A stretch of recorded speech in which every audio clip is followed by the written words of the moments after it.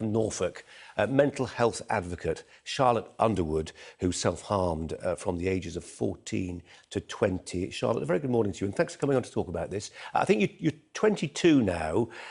Why did you begin self-harming? What form did it take? I didn't start self-harming on purpose. It was something that just developed after feeling quite anxious and alone. I was quite heavy in my cutting, but it was because I had no healthy outlet and I just didn't know where else to turn.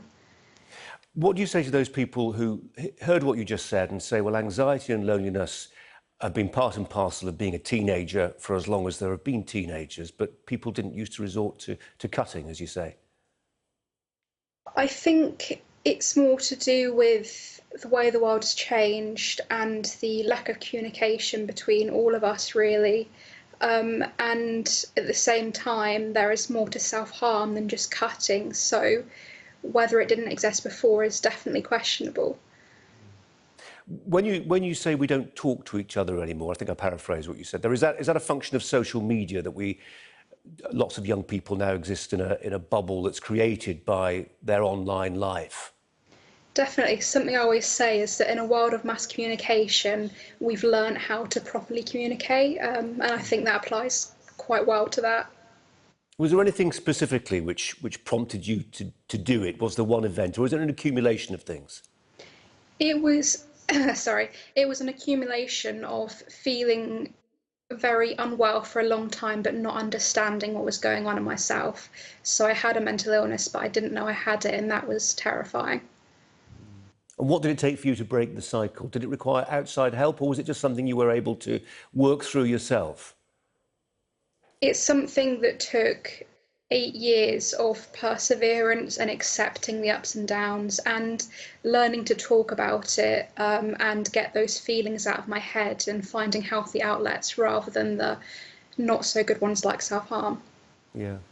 Yeah, reading this morning a bit more about this, words like romanticising, glamorising self-harm, which seem completely paradoxical. How is it even possible to glamorise self-harming?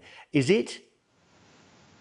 I don't think it is. I think it's that stigma where people are maybe trying to avoid talking about it, and spin it into something even worse than it is. If you are somebody perhaps on the brink of going back to school, maybe thinking hard about exams that are looming, and you think that perhaps this is an avenue you may consider going down if you're a young person, a teenager, in particular a girl, because this is something which we're told affects girls far more than boys. What's your message to somebody who's contemplating doing something like this? You never know what someone's going to say to you if you tell them that you need help. You don't have to suffer alone.